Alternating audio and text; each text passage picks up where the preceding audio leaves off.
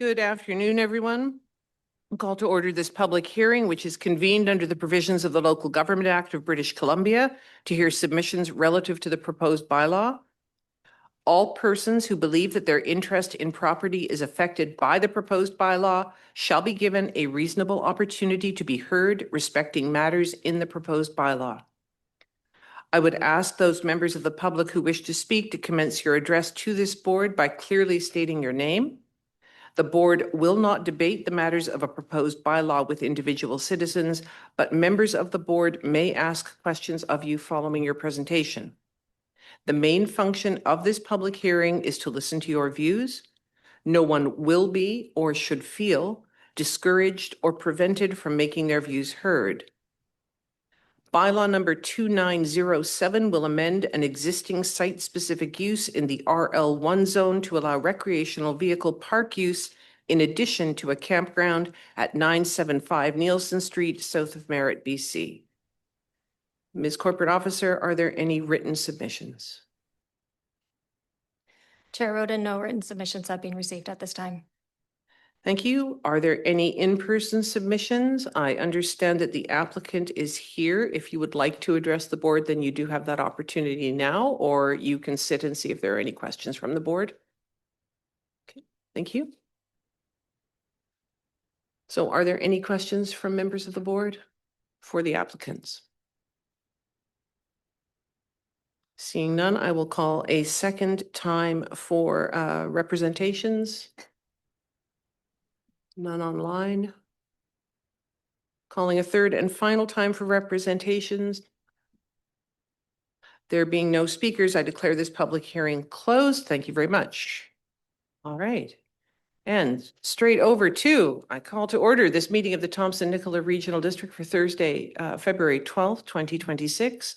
The TNRD acknowledges that we connect with many First Nations communities across our vast regional district. And today we are located on Tk'emlúps territory, which is situated within the unceded ancestral lands of the Secwepemc Nation. The TNRD appreciates the partnership that we have with Tk'emlúps, and we respect the territory and land on which we gather today. Chair's announcements. The TNRD is deeply saddened by the tragic mass shooting in Tumbler Ridge that took place on Tuesday, February 10th, resulting in 9 people losing their lives and causing injuries to approximately 27 other people. Many of us around this table are leaders of small communities that are comparable in population to Tumbler Ridge, and every person in that town will be affected by this tragedy in some way. And I know that there are people sitting around this table who have connections with Tumbler Ridge and who know people and have connections with the families that have been affected. We extend our heartfelt condolences to every family member, friend, first responder, and community member in Tumbler Ridge and stand with you during this time of unthinkable grief. I would like to add a special thank you to the first responders who were called upon to deal with something that they almost certainly never envisioned having to deal with, and who will be dealing with the repercussions of this for the rest of their lives. Thank you also to the teachers and the staff at the school who were heroes in a very quiet way. They encountered an unspeakable horror, and it seems like to a person, they rallied to keep their students safe. Of course, one teacher did lose her life in this tragedy. It has affected so many people and will continue to affect so many people. And our thoughts and hearts go out to all the people who will be dealing with this for so long. I saw it suggested today that what can we do? Do something kind for someone else. Doesn't have to be big. It just has to be kind, because we need that. We need that kindness. We need that heart. We need love and compassion. As we come to grips with the lasting impacts of this event, and while we mourn the lives that were lost, the flags outside the TNRD Civic Building have been lowered to half-mast for the time being. The federal government has suggested a week that flags on federal buildings will be at half-mast, so I expect that the TNRD will follow that lead. In another piece of sad news, although fortunately he does appear to be taking it with considerable pluck, Karsten Turner, the TNRD's Fire Smart coordinator, was involved in a hit and run incident in Kamloops last Friday evening, which has left him with some serious leg and ankle injuries. Karsten is at home recovering from a couple of surgeries and is staying in good spirits with his partner Greer alongside him. Karsten has worked with many of us around this table, and we are all sending good wishes for a very speedy recovery. I understand that within a day or two of this incident, he was trying to take part in a Zoom meeting to do with Fire Smart. So he reports that he is making progress. He's had several surgeries, probably more to come, but we wish him a very speedy recovery.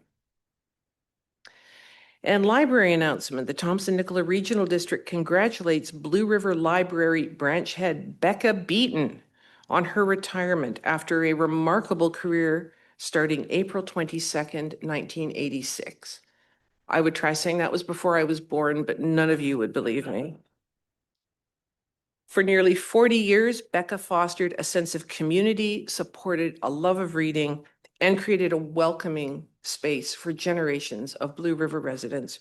Her last day is, fittingly perhaps, Valentine's Day, February 14th, with a retirement tea to follow in the spring. So I'm sure a lot of people will be showing her a lot of love on the 14th. Director Onslow, did you want to say a few words? I would love to. Becca is one of the kindest, most inviting, welcoming person that has ever come into my life. And when we first moved to Blue River, our little elementary school would go every single week to the library, and Becca just welcomed them with open arms. So she has earned her retirement. She is well deserving of it, and we'll miss her smiling face at the library, but look forward to seeing her in the community. Thanks. Thank you. Right, upcoming meeting and events on March 5th, we have a Finance Committee meeting at 10 a.m. followed by a regular board meeting at 1:30 p.m. UBCM Electoral Area Directors Forum in Richmond takes place March 10th and 11th. On the 25th of March, there will be an Electoral Area Directors Committee meeting starting at 9 a.m. And then on Thursday, the 26th of March, Hospital District Board meeting at 10 a.m. followed by a regular board meeting at 1:30 p.m. Anyone who is interested in attending or is scheduled to attend any of the following conventions, please advise Livia of your anticipated travel requirements as soon as possible. These are the UBCM EA Directors Forum alluded to a moment ago, March 10th to 11th in Richmond. The Local Government Leadership Academy Forum from March 11th to 13th in Richmond. The Southern Interior Local Government Association Convention in Revelstoke, April 29th to May the 2nd.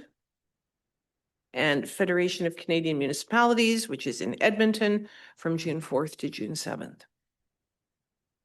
On March 5th at noon, there will be a board education session hosted by Dave Keeler, TNRD security analyst, on cybersecurity awareness and prevention. Lunch will be provided. Today in your blue folders, you will find regular mail. In the event of an emergency, if the fire alarm sounds, please leave by the safest exit doors, either at the rear of the room or the main entrance on my left. Go down the staircase, exit the building, and please assemble in the staff car parking lot at the back of the Paramount Theatre. Please don't run. Please don't use the elevators. If you have issues with mobility, please advise the corporate officer. All right, we have one addition to the agenda, and that is a letter from the Village of Lytton to the province regarding proposed Heritage Conservation Act amendments, which Director O'Connor has asked to be included under correspondence for information. Are there any other additions to or deletions from the agenda? If I could have a motion to adopt the agenda as amended. Thank you, Director O'Toole, seconded by Director Getz. Hello there. I'm going to start as I mean to go on here.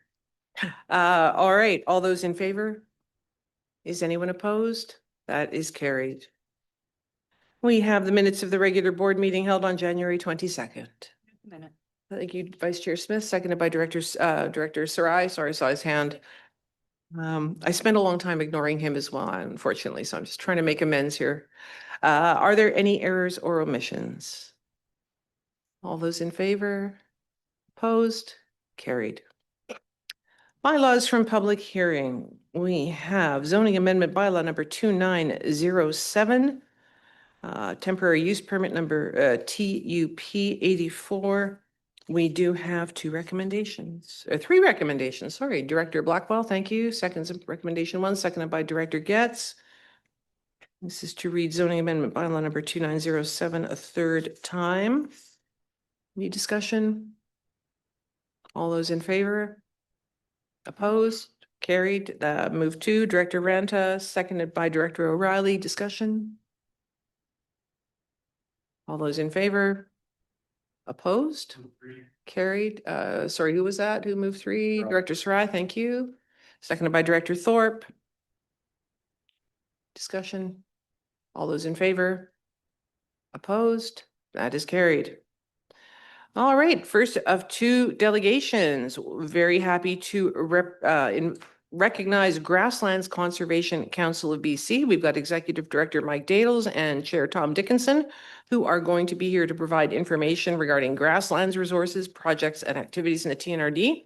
I understand they have brought a few of these very handsome packages with information and some newspaper articles.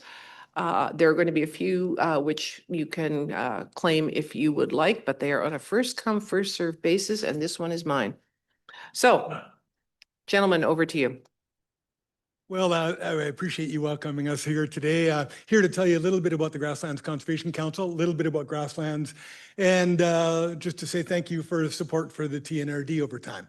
I've met many of you over time, and most of you, the directors, the rural directors, have grasslands in your area, and all of the directors from the City of Kamloops have grasslands in your area. Just a picture there, that's me out with Dr. Wedney Gardner at the Lundbaum a year or so ago, talking to a group of people from the Society for Range Management. And the one on the right there is last year's director's tour when we all went out to the Nicola grasslands there and had a beautiful morning with a number of ranchers and organizations talking to us about grasslands. But we're have to point it.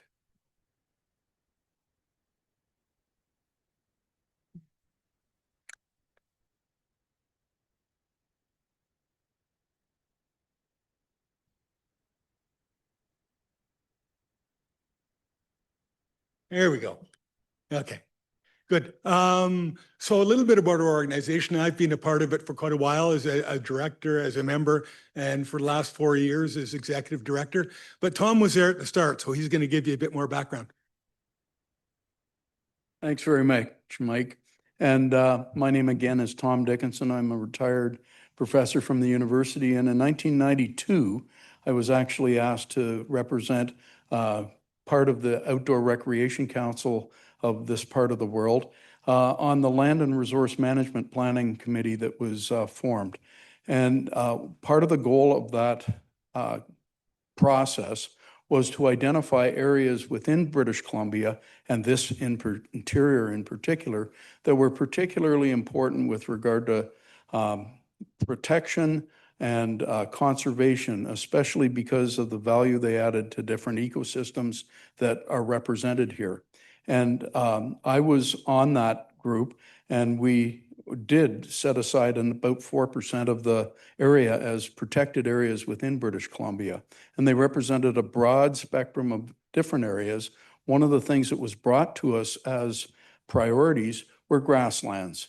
And because they are such a distinctive part of this part of the world, and because they make up such a limited part of the land base, they are ones that have an incredible ecological value as well as value to different industries. And so at the end of that process, we only had a small fraction of what was potentially available to us to put into some sort of conservation included in the protected areas. Lac du Bois is the biggest one that we had. Ashcroft had, one, and we have all sorts of different small areas. However, at the end of the process, we realized that it wasn't enough. and that what we needed to do is to work together with especially the cattle industry and people that were on the land to come up with the best possible management for those grasslands. And it was at that point in 1999 that we decided to form an organization, and that became the Grasslands Conservation Council of British Columbia. And from that point, this 27 years down the road, we've had a lot of success in terms of mapping where those grasslands are. And one of the goals, and I'm sure Mike will talk about, is our role in education and the way that we've tried to inform people about the values of these ecologically, as well as for the industrial activities that carried on there. And I'll turn it back to Mike.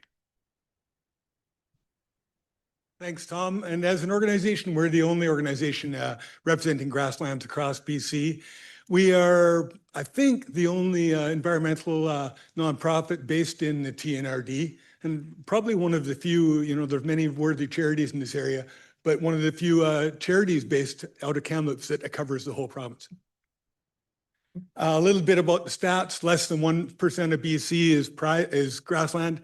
But if you look at the chart on the left, the bottom two areas, Thompson Pavilion, South Thompson Upland, those are both within the TNRD, the Southern Thompson Upland covering most of Nicola grassland. So we've got over 35% of the grasslands that are right here in the TNRD. So TNRD is a big area and covers some really important grasslands.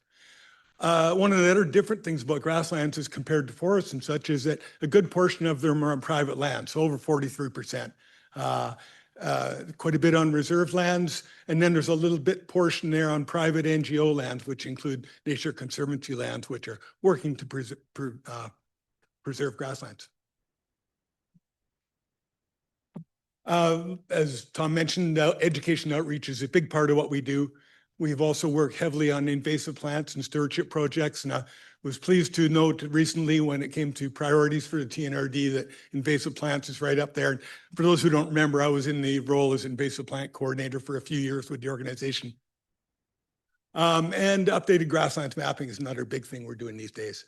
The bottom picture on the right is my crew last year. We were out on Douglas Lake grasslands looking at encroachment of cheatgrass on that area. And if you don't know cheatgrass, when you're driving through the Nicola in the spring now, late May, early June, and you see the big red patches on the hills, it's an annual grass that is becoming a big problem.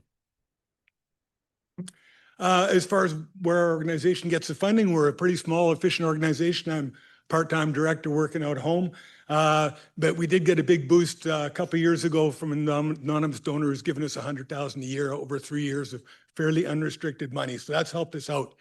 Our fundraiser that we just held last Thursday, we made over $40,000 a year from Loving the Grasslands, which is the 4th year for that event, and really enjoyed having 150 people out to TRU. We have been getting regular money from Gaming Branch. Last year we got $33,000. Unfortunately, this year our other success has been a detriment. They didn't like us that we had a surplus in our budget. Our donation money came in late in our fiscal, and being a field-oriented organization, we didn't spend it all by March 31. And so they say, well, we don't need the money. Well, we do need the money. We spent a lot last summer doing projects. We also got about $40,000, including 4,000 from the TNRD. And we've also pulled together 3 groups to fund updated grassland mapping. And thanks for TNRD support. We did apply a couple of years ago and got a couple $1,000s to support landowner outreach, where basically we're going out to people's properties and talking to them about grasslands. Purity Feed does a great job of that in support of the invasive plant program. But when it comes to talking to people about their grasslands and management, that's a role we can fill.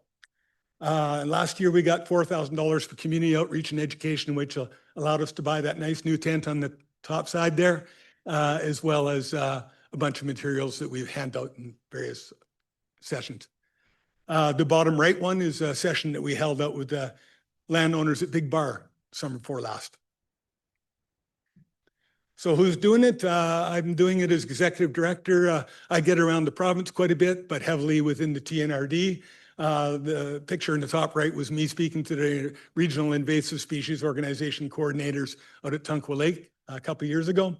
And on the bottom is Heidi doing one of the sessions you would have remembered last July. We had open houses down below here. So she did a great job with the school kids that were coming through. And she's working out of Vernon right now, but she does a lot of our outreach, and she's working on a major parks project. And we have another student working at TRU with us. Last year, we hired students in cooperation with a couple of organizations doing invasive plant work, grassland monitoring, and native plant project and demo sites. And we work in close conjunction with the Thompson-Nicola Invasive Plant Management Committee to make sure that we don't conflict with what each other are doing. We complement each other. With our grassland mapping update, we just got going on that in January, and it's been a long time coming. Our original one was done in 2004. It's had some updates, but we need a much better product than we had, and there's the groups that are supporting us with that.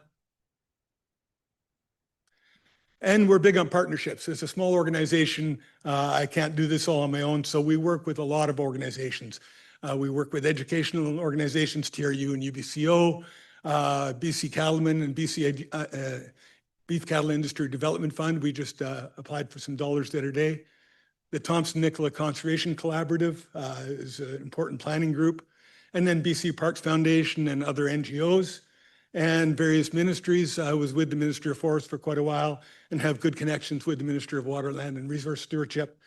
Many First Nations, and the interesting part being it is an NGO, is I reach out to many groups and talk to them about education and stewardship projects on grasslands. And it's nice to be able to fill that role as a nonprofit. And then we work a lot with BC Nature Clubs. So talk to a lot of people. I've never met so many people as I have in the last 4 years in this role. And there, we are a membership organization. If you would like to join, there's information on the back of our magazines, easily found online, bcgrasslands.org. And we are growing. We fixed our membership system up last year, and we picked up many longer term members. And we've also have a really good deal on student membership, $10 over 3 years. So that's a little bit about us. And if you'd like to know anything more, I'd be pleased to answer any questions. Thank you very much. Anyone have any questions or comments? Director Houghton. I just want to thank you, Mike and Tom, for all you do for preserving the grasslands, and the function last Thursday that a few of us from this organization attended was very well done. And I know you've been out into our country quite a bit, and you put on that display on our tour de merit when we had the annual where we go to another community, and that year was merit. And along the way at Douglas Lake, you did a beautiful presentation, and I think we all benefited from it. So thanks for all you do and all your committee. Thank you.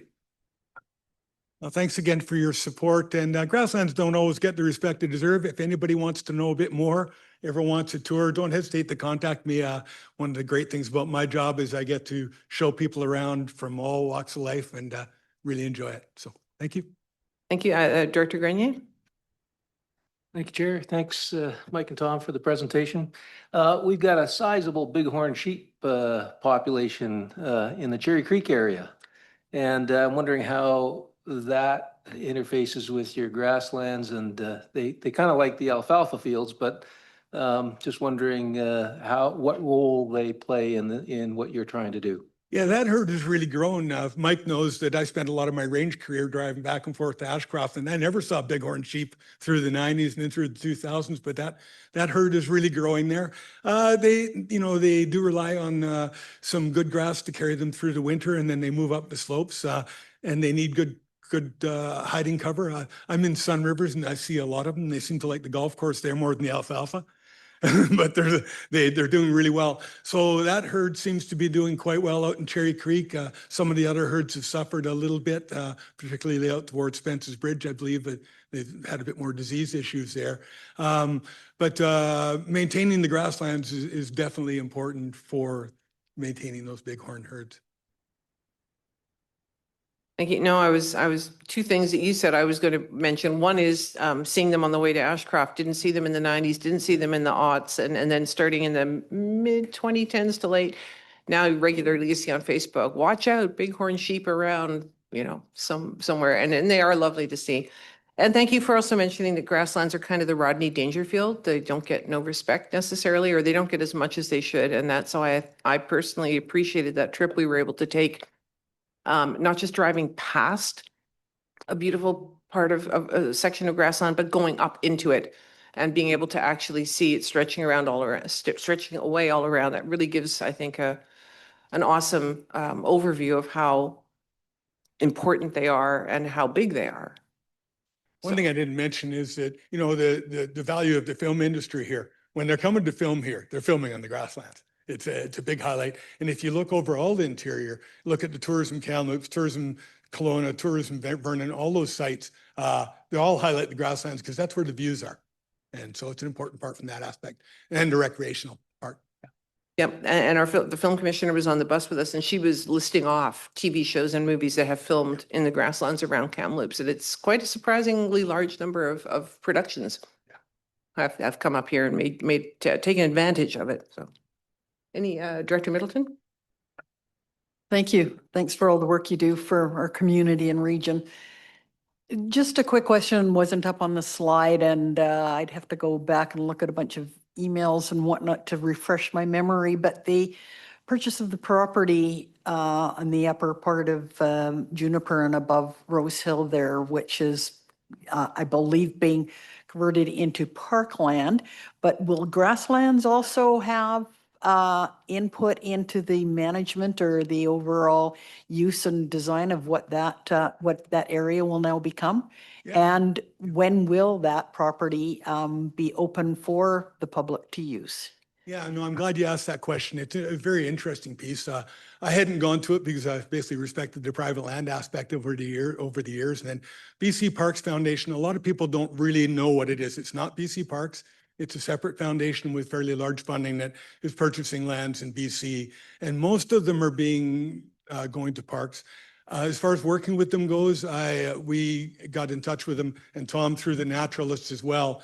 And the Juniper Ridge community also was working with the BC Parks Foundation after that purchase last year, just establishing a few ground rules for going into winter. I actually put up the signage there for them last year. So we are involved with them.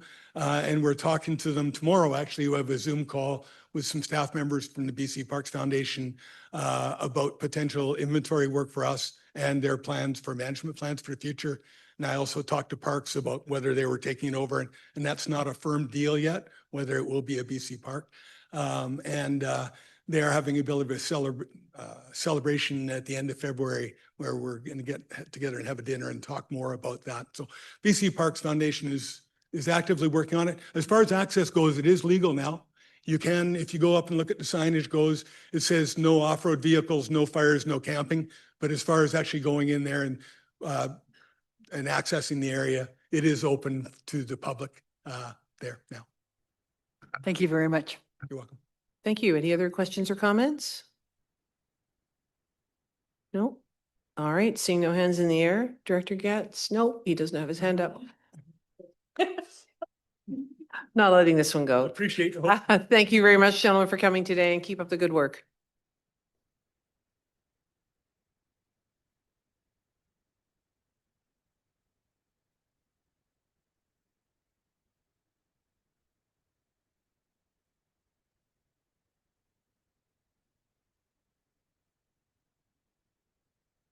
I think when it comes to audience for socks, local elected officials are a really good market for that. We love our socks, so definitely send a link. All right, so our next presentation, I believe, is going to be online. This is from Caribou Chilcotin Coast Tourism, and we have destination and experience manager Jacqueline Harper to provide some information regarding tourism programs. Welcome. Hello, can you hear me? We just need to, I think, work on the volume a little bit Okay. on probably our end.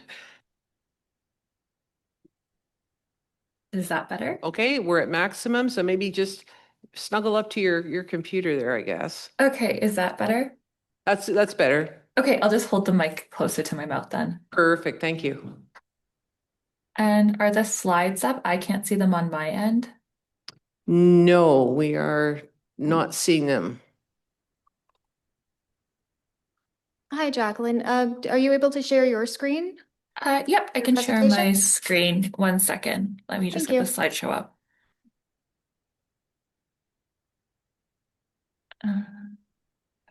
Okay.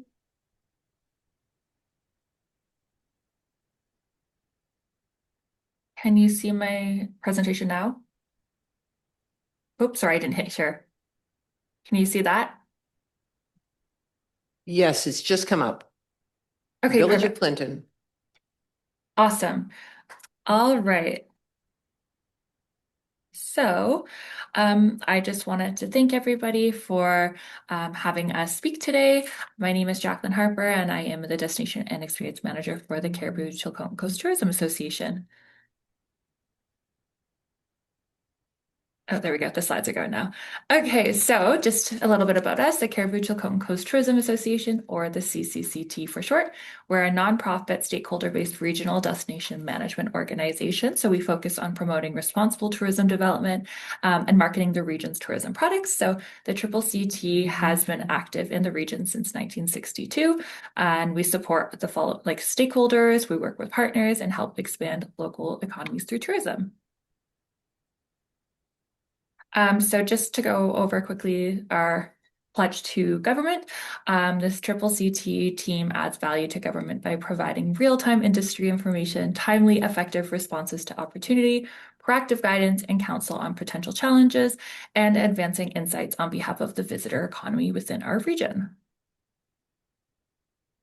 So, part of my job as a destination and experience manager is to work with the local tourism businesses. So in the TNRD, that's mostly 70 Mile and Clinton, as well as Jasmine and Big Bar.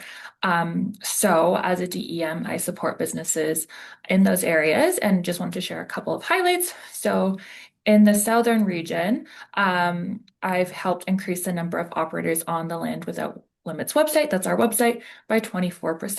And that includes 8 operators in the Clinton area.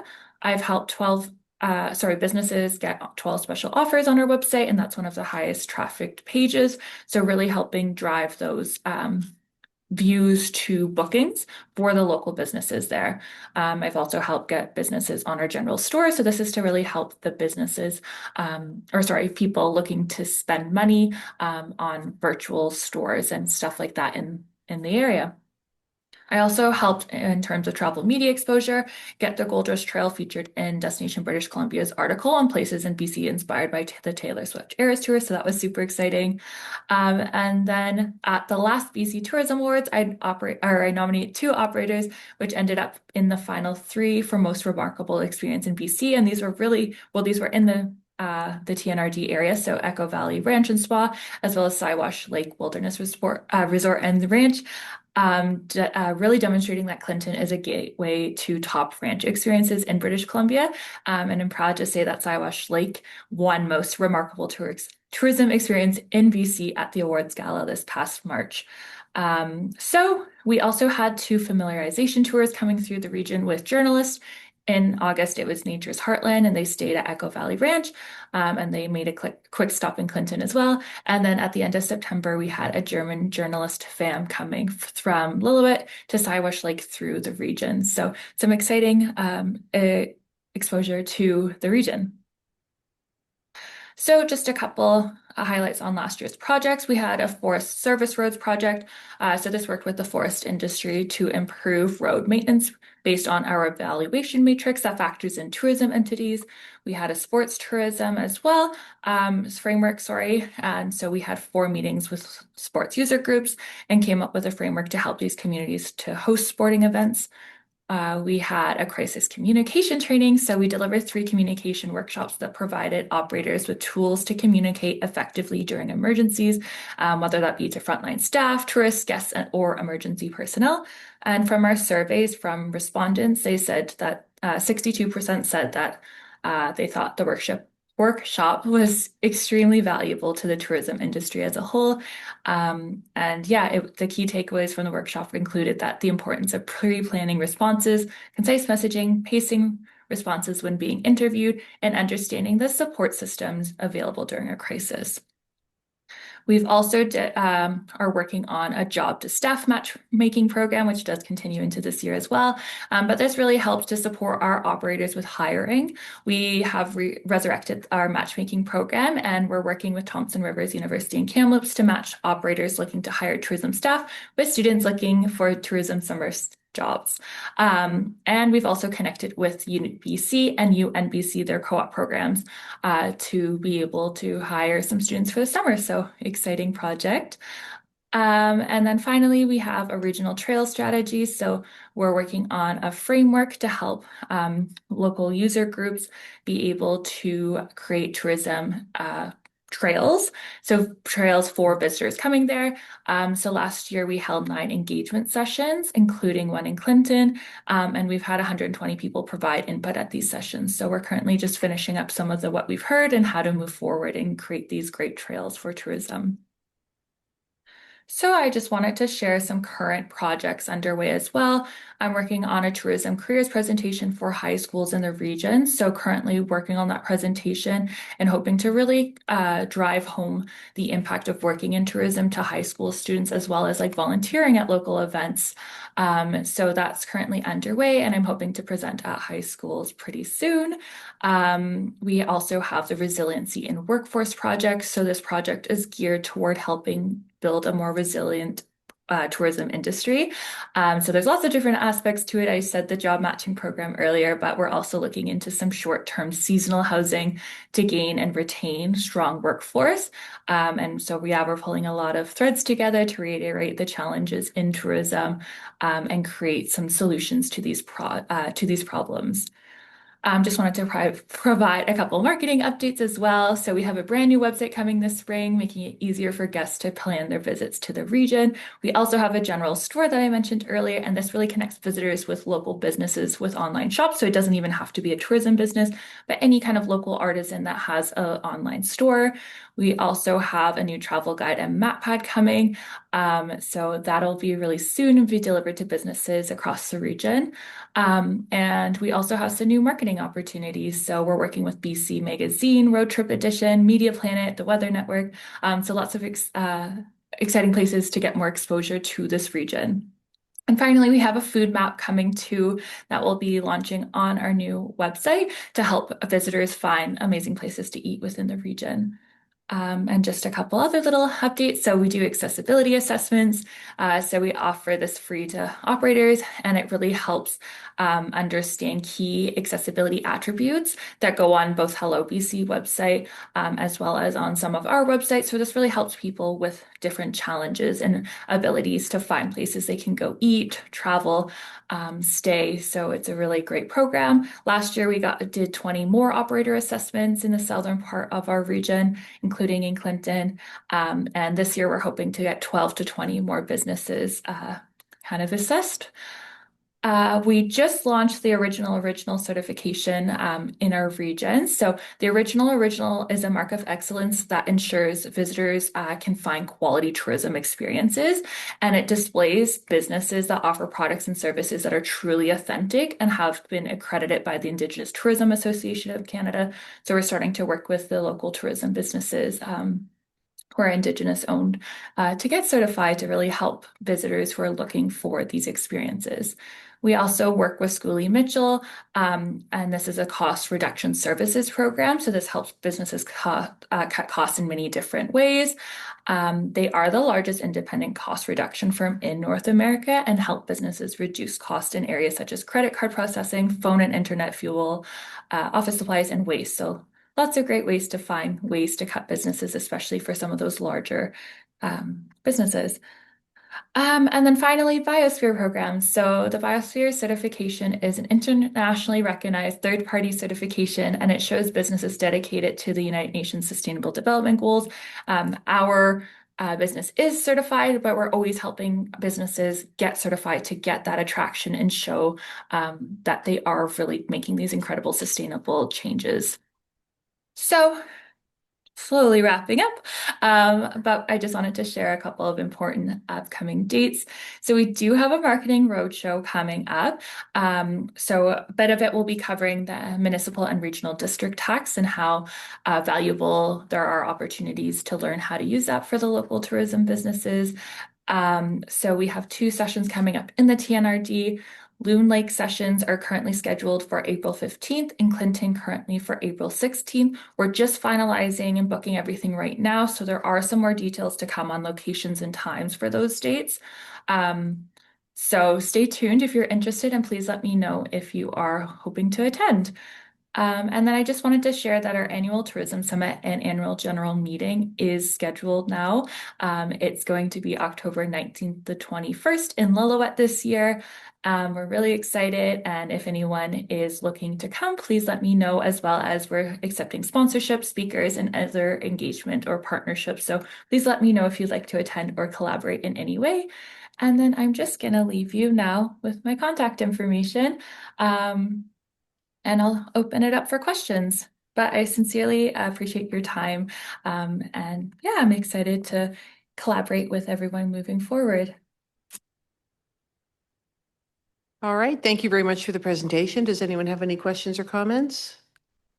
Questions? Director Lepso. Thank you. That was a great presentation. You mentioned something about a regional trails strategy. I'm just wondering how this fits in with the recent TNRD Parks and Trails Strategic Plan. Yeah, we're finalizing the framework right now. So it's less of a strategy, which is what we originally were thinking, than it is a framework. So it's more about, for the user groups, how to build trails for visitor experiences. So it's for wherever we want the local trails to be visitor ready. And so that's like, how do we make it visitor ready? What is required? How do we find funding? Like all those kind of things to really make a great trail. And make sure it's sustainable. So it can definitely help with that strategy for sure. But this is more like on the ground, how to develop these trails. And if you're interested, I can put you in contact with my colleague who's working on that. Okay, thank you. Thank you. Any other questions or comments? All right, seeing none, thank you very much for the update. And here's hoping for a good season in 2026. Thank you so much. All right, we move on to item number 8.3, building infraction 3408 Red Lake Drive in Red Lake Electoral Area J. Oh, sorry, but this is to see if anyone is here to speak to this. Do we have anyone here or online? No. All right, anyone here to speak to 8.4, building infraction 3585 Campbell Creek Road in electoral area L? And 8.5, building infraction on Loon Lake, electoral area E. Is there anyone here to speak to this? All right, 9.1, unfinished business, building infraction 3408 Red Lake Drive, electoral area J. We do have a recommendation. Move the recommendation. Vice Chair Smith, seconded by Director Thorpe. Is there any discussion on this? All those in favor? Anyone opposed? That is carried. 9.2, Director Houghton. I'm going to recuse myself on this one. A little close to home. Thank you. Thank you. We'll just wait for Director Houghton to recuse himself.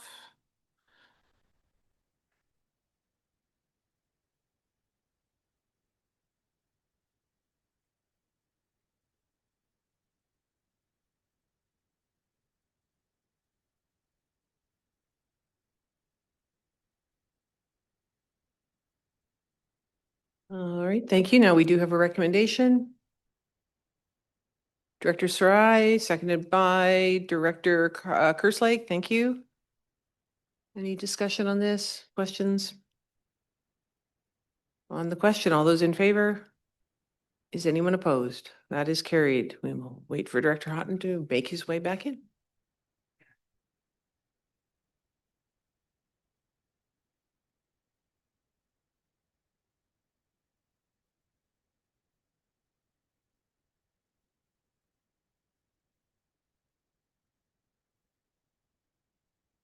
All right, 9.3, building infraction, Loon Lake in electoral area E. There is a recommendation.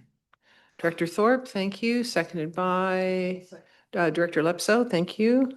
No, Director Stanky, thank you. Are there any questions or comments?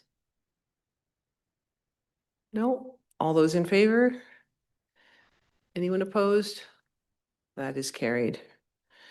All right, we move on to question period. If there are any questions from members of the public, either here in the gallery, which will be a no, or is there anyone online who has any questions or comments? This is your opportunity to be heard. No one with their hand up?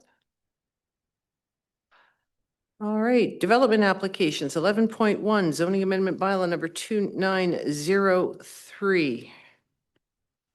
We do have a recommendation. Director Sal, thank you. Seconded by Director Thorpe. Does anyone have any questions or comments on this? All right, all those in favor? Anyone opposed? That is carried. Item 12.1.1, we have a verbal report from CAO Hildebrand, which is also going to include a report from our external relations manager, CAO Hildebrand. Thank you, Chair Roden, and good afternoon, everyone.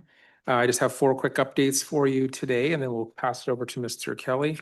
Finance team update. The finance team has been extremely busy of late, but really has stepped up and executing at a very high level. Our 2025 year end was successfully closed last week, and we've now moved on to preparing for our financial audit that's coming up next week.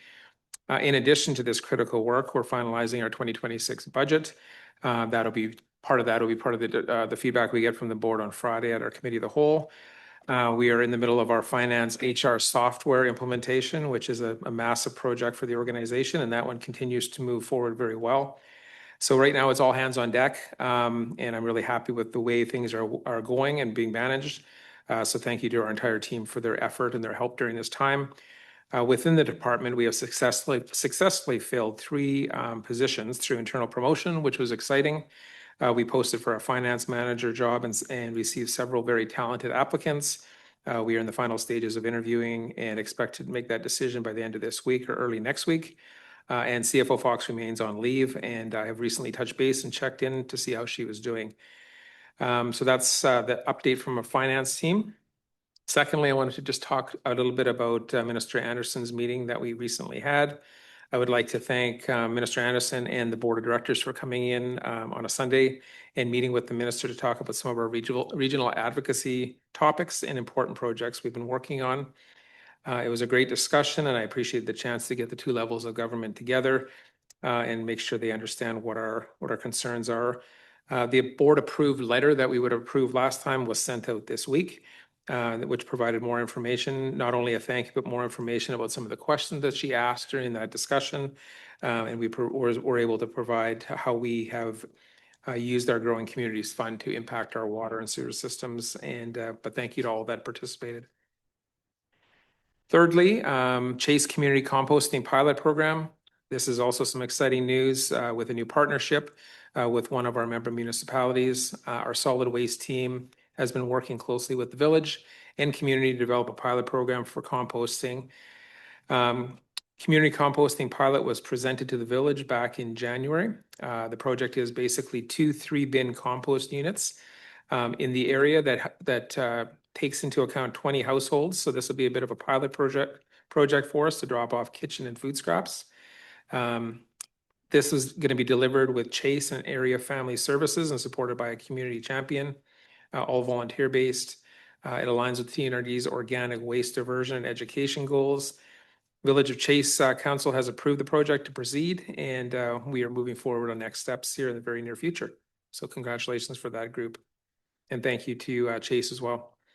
And then finally, Sun Peaks Council meeting. I had the opportunity, and I want to thank Mayor O'Toole and all of Council, as well as CAO Campbell for the warm welcome. Myself and some of our staff from our solid waste and library teams spent a few hours out in Sun Peaks at the Committee of the Whole meeting with Council. We presented on some very important topics to their residents, namely around solid waste and the the delivery model, as well as proposed library and Sun Peaks in the future. It was a great conversation, lots of really good questions from council, and we've taken that back and we'll be following up and continuing that conversation to see what that looks like and bringing that information back to the board. So thanks to Sun Peaks for having us and look forward to working closely with you. Mr. Kelly. Thanks, CEO Hildebrand. Good afternoon, everyone. 3 topics from myself this afternoon. Firstly, just wanting to share a First Nations engagement update. We've been in contact with Whispering Pines Clinton Indian Band regarding 2 meetings. Some of you may know that they recently had an election of a new chief and council.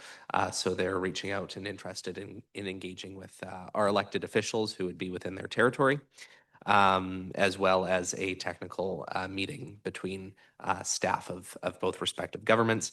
Very excited to see where that goes and hope that it can be advanced to a strong and lasting government-to-government relationship. An advocacy update.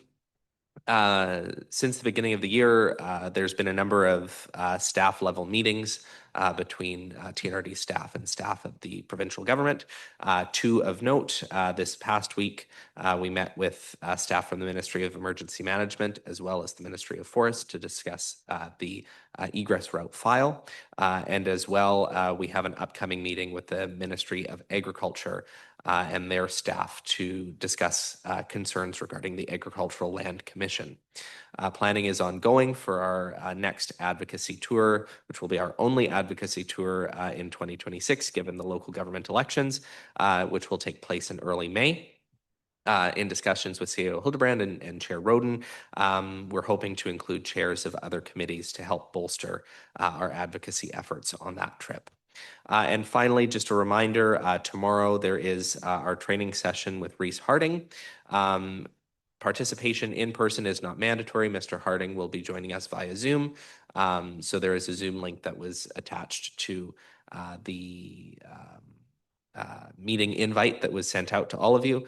So if you would like to go home following Committee of the Whole, you're welcome to join that meeting virtually.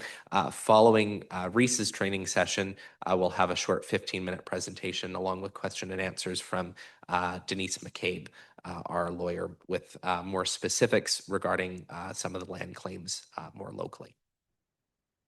That's everything unless there's questions. Thank you. I am possibly speaking for more than just myself. If I ask, would it be possible to send out that Zoom link again in a dedicated email? Yes. Thank you. I'm probably the only one here who needs it, so that's why I'm asking. Does anyone have any questions for Mr. Hildebrand or Mr. Kelly?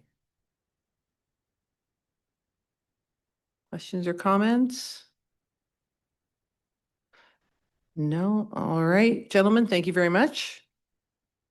Next item, 2026 general local election, appointment of election officials. We do have 2 recommendations. Director Bass, thank you. Seconded by Director Newstader. This is that Marnie Jeremiah be appointed as the Chief Election Officer for conducting the 2026 general local election. Questions or comments? All those in favor? Anyone opposed? That is carried. Recommendation 2. Move 2, who is that? Director Hall, thank you. Director Sarai seconds that. That Kara Nickerson Wright be appointed as Deputy Chief Election Officer for the 2026 general local election. Questions or comments? All those in favor? Anyone opposed? That is carried. 12.1.3, contract award for primary 911 call answering service. We do have a recommendation. Vice Chair Smith, thank you. Seconded by Director Middleton. This is that the contract with the Regional District of Central Okanagan be amended to include a 1-year contract extension for the amount of $382,489 for the provision of primary 911 call answering service. Discussion? Director Grenier. Thank you, Chair. Just wondering what the amount was the previous year. Was it the same, 382? I couldn't identify that. No, there was a slight increase from last year. I don't have that number in front of me, but I can get it for you shortly here. Just supplement, that was a modest increase or? Yeah, I believe it was 362 2 last year. So an inflationary increase as Yeah. opposed to, thank you. Yeah, and I guess to add to that, the reason it's only a 1-year contract is that they're not able to commit to a long year contract because the unknown costs related to next generation 911. So unfortunately, we keep kicking this can down the road. This is the 3rd year in a row now that they haven't been able to commit beyond a 1-year pricing. So the good news is we've only seen modest inflationary increasing, but they have yet to be able to commit to what their full cost will be under a full next gen 911 model.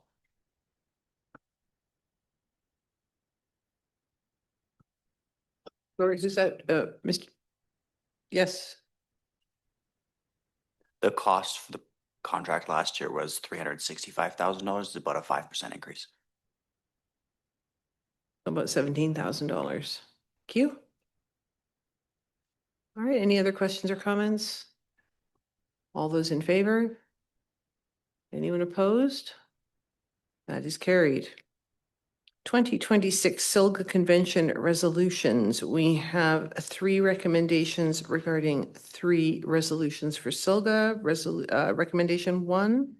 Oh, sorry, hang on. That is all 1.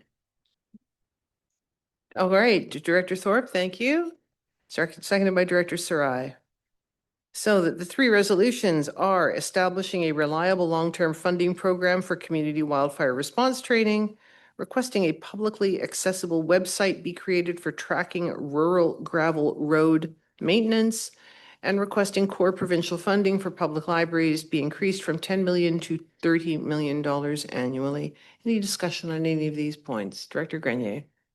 Just had a concern about number 2, which was dealing with the gravel roads, and the first line is a pretty it's a fighting line, and I'm thinking that we want to get this approved at SILGA. So it says, whereas the BC Ministry of Transportation is unable to manage local gravel roads to reasonable standards, and I know we have a problem with some gravel roads, but I think that's an overreaching comment, and I'm just wondering if we should say is often unable to manage local gravel roads to reasonable standards, or something that moderates that, so that we aren't fighting at SILGA about that line as opposed to the next 2 paragraphs, which I think is quite valuable. So wonder if there's any thoughts about that.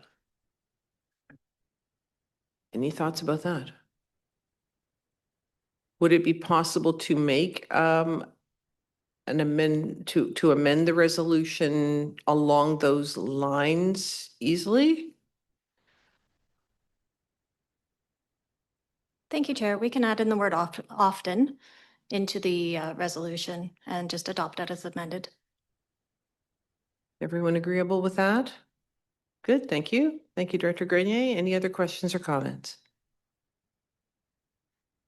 All right, with that one small tweak, all those in favor? Is anyone opposed? Thank you, that is carried. 12.1.5, funding for Blue River Beach House septic design at Blue River Community Park. We have a recommendation. Director Onslow, did you want to move that? Thank you, I thought you might. Director Ranta seconding that. Director Onslow, anything you want to say about this, or you're good? All right. Anyone have any questions or comments? On the question, everyone in favor? Is anyone opposed? That is carried. We have the building permit activity. Does anyone have any comments on that? Right. Next, arising out of the Policy and Governance Committee, and weren't they just busy little beavers at that meeting? I think this is a record. We have 8 recommendations coming out of the Policy Committee meeting, and there are no ends in there anywhere, so each one of them has to be done separately, just letting everyone prepare now. So recommendation 1, that the Regional Solid Waste Management Plan Monitoring Advisory Committee be dissolved and replaced with a technical working group. Move the recommendation. Move the Director Bass, seconded by Director Blackwell. Any discussion on this one? All those in favor? Is anyone opposed? That's carried. Recommendation. Chair, there's a problem with the second one. Pardon me? There's a problem with the second motion. Okay. You'll see in that it says it shall consist of 7 members. But when you do the math, it's only 6 listed in the next clause. So Director Laird has pointed out to me that we discussed changing the 2 to 3 for representing electoral areas. Okay, the second one is about the Wells Grey Country Services Committee. Oh, okay, I jumped ahead of you on that Okay. because I'm Uh, following, all right, but I want to get that on the record right now. All right, so, okay, we will get to that in a moment. So first of all, the Wells Grey Country Move it. Services Committee. You're Just moving get to it, 3. moving right along. Director Bass is moving that one. Who'd like to second it? Director Sal. Thank you. Any discussion on the Wells Grey Country Services Committee being dissolved and replaced with a broad community consultation and stakeholder input and engagement process? Director Sal. Thank you, Chair. I just want to make this comment for the record that I am in support of this because the staff level required to run the Wells Grey Country Services Committee has been reviewed by staff, and I do agree that it does take away a lot of time from the services coordinator, which, you know, their resources are supposed to be shared amongst all members of the TNRD. And, you know, in reviewing the minutes of our meetings in the last few years, I do believe that TNRD service-related topics were not as frequent as we, you know, requiring a committee. So therefore, I am in support of this. Thank you. Any other comments on recommendation number 2? Director Blackwell. Yeah, I'd just like to thank past members for their service on that committee. It's not the easiest job in the world. I think there's a world of understatement there. But all right, thank you very much. Any other questions or comments? All right, all those in favor? Anyone opposed? That is carried. On to number 3, as Director Bass pointed out, the first bullet point, it should be 7 and it totals 6. Director Bass? So I guess we, first of all, I want to apologize for jumping ahead, but I had already dissolved it in my head. Wells Grey was gone. I guess we just need to amend it to say at least 3, bracket 3, representing electoral areas, because that's what we did discuss. So I moved that. All right. Corporate Officer Jeremiah, are we able to do that easily? We can amend that, absolutely.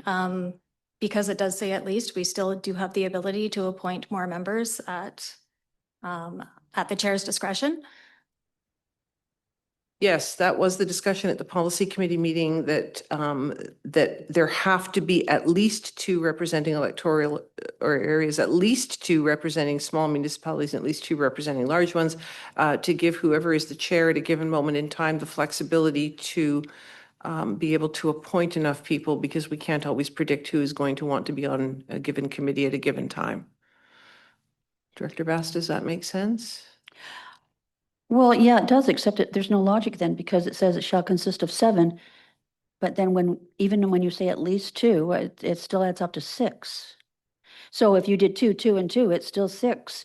And the above says 7. So somewhere there has to be something that says that one of the 2 can be 3, or we just make it 3 electoral areas. I don't actually care. I would just like the math to make more sense than my following the agenda. Right, Director Laird. Thank you, Madam Chair. If I remember correctly, the discussion was around adding 1 extra member. And we passed that at our policy meeting, and 6 doesn't work on a committee. It has to be 3. Because if you go to any voting, it could be a tie and then it goes nowhere. So we need that 3rd member as an EA director. And that was what was discussed, and that was what was approved. Thank you. Okay, I don't remember it being a 3rd electoral area director. I just remember that at least 2, 2, and 2, and then the 7th could come from any one of those 3 groups, is the discussion that I remember having. Corporate Officer Jeremiah is nodding her head. Director Bass is the policy committee chair. What is your recollection? Well, I remain at the point that when it says at least 2, that gives us the option to never have the 3rd of any of those groups, which then causes a problem because we do not have the number that the committee is supposed to have. So as I said, either you add a sentence saying that a 3rd must be appointed by one of these groups, or we just make it 3 electoral areas. but we have to do one or the other, because otherwise you could be left with a committee of 7 that just has 6. Okay, Director Laird? Thank you, Madam Chair. Our current policy allows for 2 EA directors and then 3 other appointees. And this year there was only one, myself as an EA director. And I do know that other EA directors applied for a position but weren't accepted. I don't know why, but we need the 3 members of EA directors to be representative of the board. We do pay almost 50% of the budget now, and we don't have the representation. And we had this discussion quite a while ago, and we had another discussion at the policy committee. And from what I think, Margaret, you made the recommendation that it be 3 EA directors, if I remember correctly. Yeah, I remember sitting here and listening to you make the recommendation. Yeah. Well, I don't understand the issue. This year, there's 5 members, there's only 1 EA director, and it's up to the chair to decide who goes on, but would like to have the opportunity to have 3 EA directors. Chair Roden, just to clarify, we do have 2 EA directors that are appointed to this committee. Yourself, Director Laird, and Director Morris. So two EA directors were appointed to the Policy and Governance Committee. Or sorry, to the Solid Waste or Finance Committee. Oh, sorry, we had one. I might be confusing myself now. Just the one. No, Director Laird, I hear what you're saying. I'm a little bit concerned as well because this refers to 3 separate committees. So this would mean that this may, as it stands right now, if we changed it to 3 representing electoral areas, then that would apply to the Finance, to the Policy and Governance, and to the Regional Solid Waste Management Committee. It doesn't apply to, it just applies to the Finance Committee. None of the other ones are listed separately. No, it applies to all 3 of them according to recommendation 3. Well, it says that the terms of reference of the Finance, Policy and Governance, and Regional Solid Waste Management Committees be amended to establish that effective 27-28 committee appointments, membership shall consist of 7 members with director representation as follows. So this, if it was to be changed as stands right now to 3 electoral area directors, which I'm not necessarily disagreeing with, that would apply to all 3 of those committees. Correct, Corporate Officer Jeremiah? Am I reading this correctly? You are reading it correctly. So the intent was that all of those 3 committees were to have a membership of 7. That would be reflected in the terms of reference. And then each municipality EA director, the membership would be even for essentially, but allow for the appointment of additional members based on their expression of interest. And that is one of the 2 options I presented. Just put in a clause there that says a third from one of the groups, so that you don't have the one group dominate with having 3 on all of them. Just have it in there that expresses in words, because I'm a words person, Chair, what Marnie just said.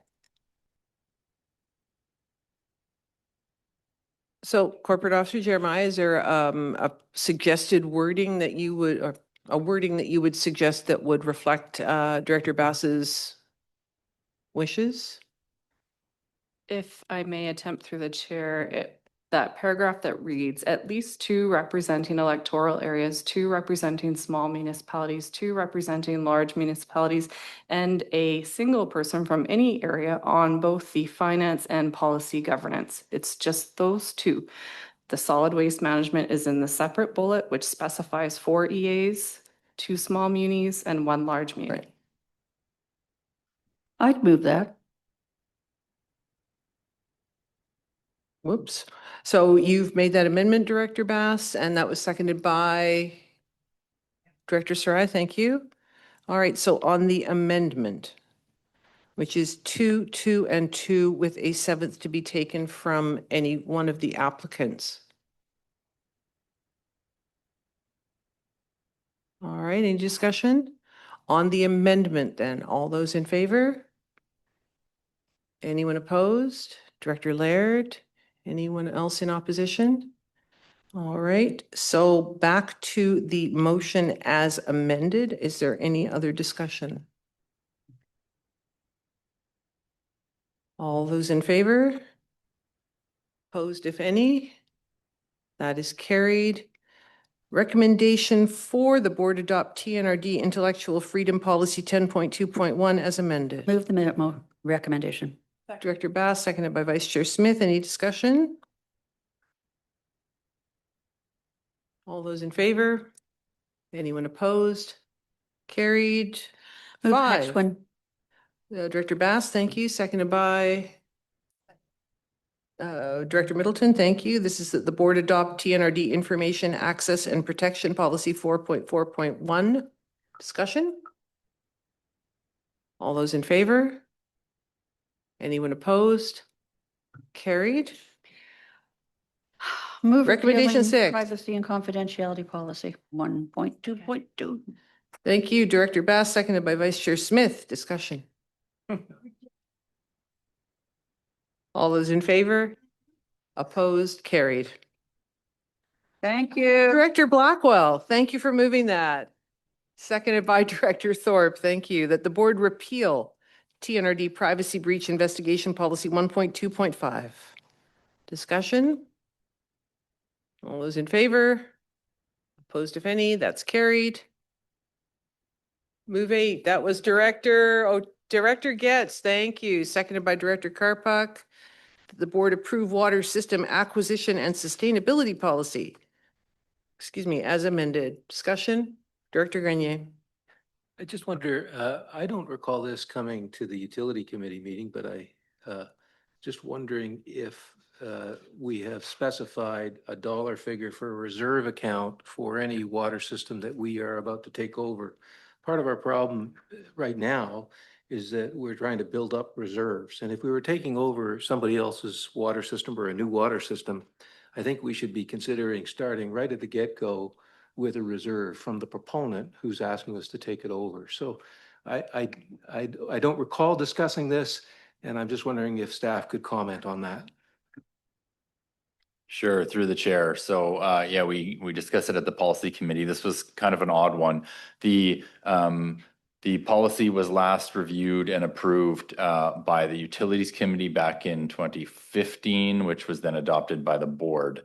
This process that we're doing now is a bit of a housekeeping issue because the policy was adopted by the board, but it wasn't actually in our board policy manual, numbered and organized, incorporated into our policy manual. So that's why we brought it forward to the policy committee, just to actually have it integrated into the manual.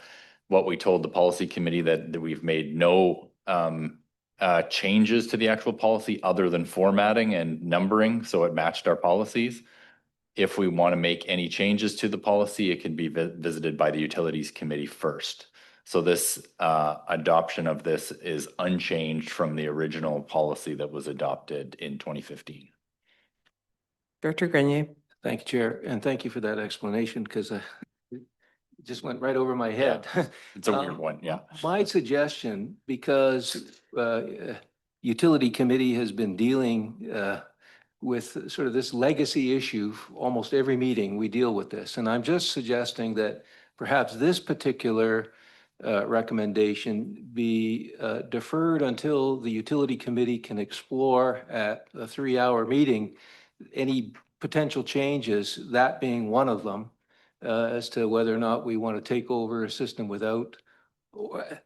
I guess what I'm concerned is that we have in policy how we would take over something, and then somebody comes along and says, well, this is what your policy says, but we haven't actually reviewed or updated the policy. So I'm just a little bit hesitant to approve something that hasn't had a thorough look at from the utility operations side. And I just wonder if you think about that is a worthwhile deferral. Thank you. Through the chair, what I would suggest is that because this is just change in format only, that the board adopt the policy as is because it's already a board policy. But what we commit to is put a review of this policy on the utility committee agenda in June. So then we can actually go through the details of it. And if there's any revisions to this, the utility committee can make those recommendations, and then any amendments can go through the policy committee and the board. Thank you. Good. Any other questions or comments on this item? All those in favor? Anyone opposed? That is carried. All right, Electoral Area Directors Committee, we have a recommendation that the board extend the Community Grant Writer Program for a period of 1 year. Director Ranta, thank you. Seconded by Director Thorpe. Any discussion on this? All those in favor? Opposed, if any? That's carried. Recommendation 2. Go to. Thank you, Director O'Reilly, seconded by Director Sarai. Comments, questions? Director Getz. Just a quick question. If the grant funding is unsuccessful, where will this money come from?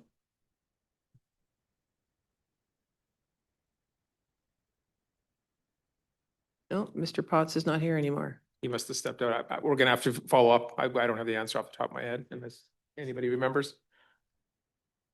I think it just wouldn't happen. Is he outside the door? Oh, he's Where's he gone? he's getting the answer right now.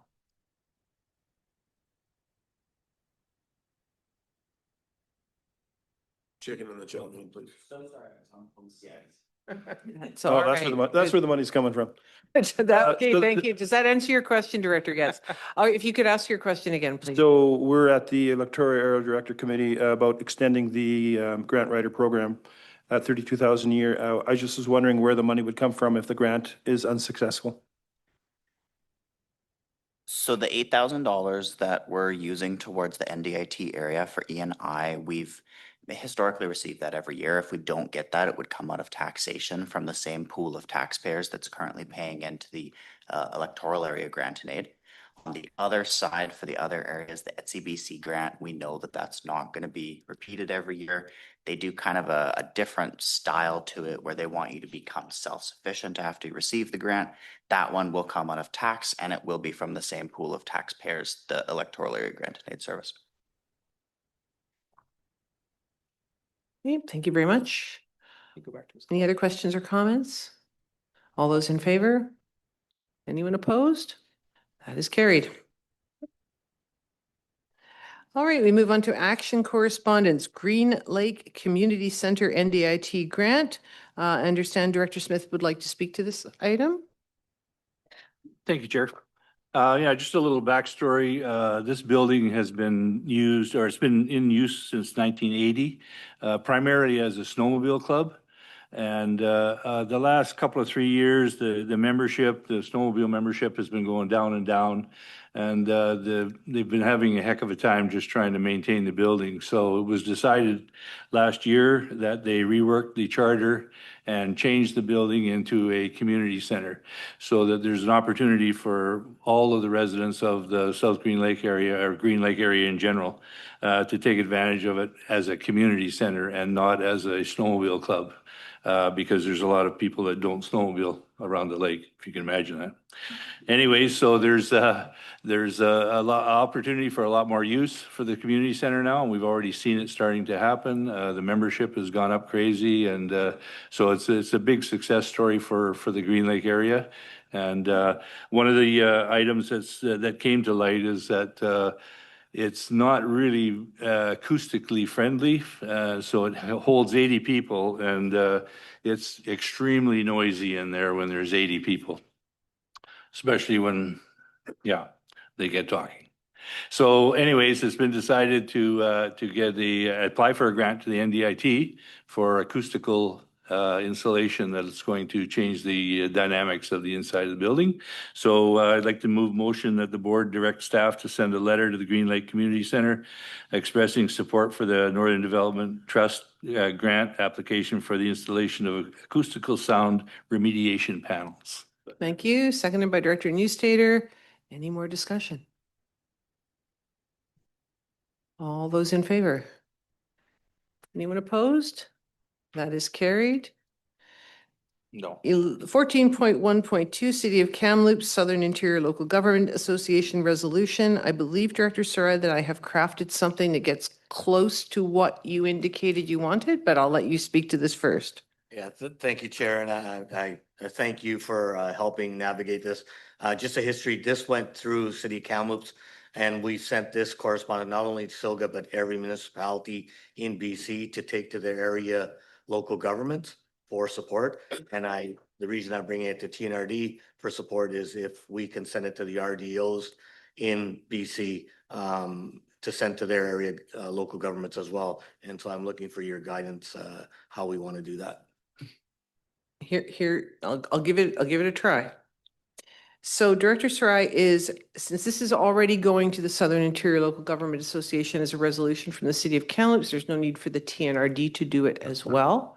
But I believe what Director Sarai wants is a motion to the effect that the TNRD forward the City of Kamloops resolution to all other regional districts in the province, expressing the TNRD's support for this resolution and encouraging other regional districts to submit this as a resolution for their local government association.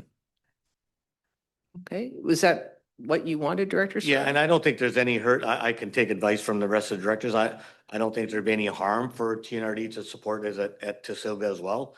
The more support it gets. So by excluding it, I'm not sure if that is a reason to do it, but I'm open to suggestions. Okay, and so I'll make that motion. Director Thorpe has seconded it. Okay, so discussion. I mean, I suppose our support will be, I mean, it's going to be a Silga resolution whether we support it or not. So I think that probably a good course would be to suggest that if anyone has strong thoughts about it, to be prepared to voice those at Silga. Stand up at the pro mic. Director Thorpe. I don't know if this is conflict, but I sit on the resolution committee for Silga, and I can bring it to their attention if the board supports it, that it has been supported by the TNRD, if that would be acceptable. Then I just suggest that we amend it that the TNRD, in addition to what I said, that we forward it, that we also contact Silga and express our support for this resolution from the City of Kamloops. Corporate Officer Jeremiah, I know I'm asking a lot of you here, but I do have it written down. I can show you later. Thank you, Chair. So, all right. So is everyone happy with that amendment? All right. Any other discussion on this? All those in favor then? Anyone opposed? That is carried. And information correspondence, I know it's here under action, but Director O'Connor has indicated it's for information, and this is a very neat segue from what we just talked about. So Director O'Connor, and this letter is in your blue folders. Thank you, Chair. Yes, we have a letter from the Village of Lytton in your blue folders, and I hope you have an opportunity to look at it and read it. The village has reached out to the Minister of Forests a number of times. In fact, we've even met with the Premier about this issue, and we really have not heard any answers back. This is such an ongoing issue for us, not only through our rebuilding, of course, but in the future as well, as it is, I think, in every community in the province. This isn't just about Lytton, but it is so important. We have some asks from them that we hope to get an answer from. But I think the final sentence in my letter that we ask the ministry to balance reconciliation and heritage protection with the community's recovery needs and all needs is really what it's about. We need that balance.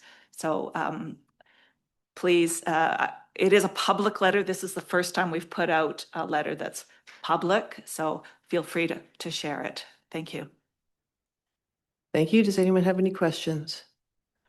I know that the changes and the rollout of the Heritage Conservation Act revised version has been pushed back to an indeterminate date from spring of this year, so possibly there is time to make voices heard and have perhaps more of a participation in the process. Director Sarai? Thank you, Chair. Just to Director O'Connor, I'm thinking because your community has been affected the most by the lack of clarity in the Heritage Act and the process. If you'd be willing, maybe we can talk after that. You can co-sponsor the resolution I put together for Silga. I think having Lytton together with that, the City of Kamloops, will have a lot of power at that convention. So if you're willing to put that together as a sponsorship, I think our City Council of Kamloops would welcome you as a partner to co-sponsor that resolution. Light, there we go. Yeah, thank you. I'll gladly talk with you after about that. Thank you very much. Any other questions or comments? All right, a couple of items for information. One from Kamloops Thompson-Nicola MP Frank Caputo, and one from West Vancouver Sea to Sky MLA Jeremy Valerio, and MP Patrick Weiler, revitalization of BC Rail Corridor. Anyone have any discussion, questions, comments on these? All right, we move on to number 15, new business. I was not, am not aware of any, but Director Thorpe, there we go. Thank you. Sorry, last minute. The last 2 days I've been down at Fraser Basin Council, so thought I'd give a quick update on the wildfire roundtables, because I know that there are some of us that have been concerned about that. There are no promises, but it looks like there is the possibility that there will be a $50,000 funding coming to Fraser Basin Council to continue the roundtables. We won't know for sure until March 31st, but it's looking very positive. So I wanted to share that information. We're also almost done the strategic plan. It should be finalized in June. We've been working on that for the last 3 meetings or so. We're working on it again today. And last but not least, I think most of you know David Marshall or have met him in some way, shape, or form. Last evening was his celebration of David Marshall, because he is now retired. And we have Zita, who's doing an amazing job. She's kind of hit the floor running. It was really nice to have that celebration last night. It was really well attended. There were former members, like former Premier Mike Harcourt was there. There were some of the founding members, Susan Anderson, and from Kamloops, a lovely lady named Ruth Madison. She was a bit of an environmentalist back in the day, and she showed up there. So it was really cool. It was very inspiring to see and hear all that can be done when there is collaboration and tenacity. It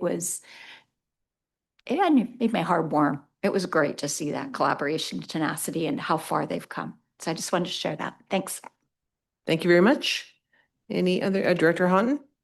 Just a quick update on our work that we've done on connectivity and cell phone towers and all that kind of stuff. I got a call about a week ago from Rogers Communications Consultants. They're looking at possibly putting a cell tower in the Knutsford area to cover the upper city of Kamloops and the Knutsford area. They want to meet with me. Sounds like they're looking at a piece of our land, but at least there's the work we've done, I think, is helping getting, action done. And I've asked Director Grenier to come along with me to when they decide to come up and have a field tour. So our work is paying off. Thank you. Any other items of new business? All right, move on to notices of motion. Again, I'm not aware of any, but expect the unexpected. No? All right. We have need of a closed meeting, and I'm moving that the meeting be closed under the following section of the Community Charter, 90.1.c, Labor Relations or Other Employee Relations.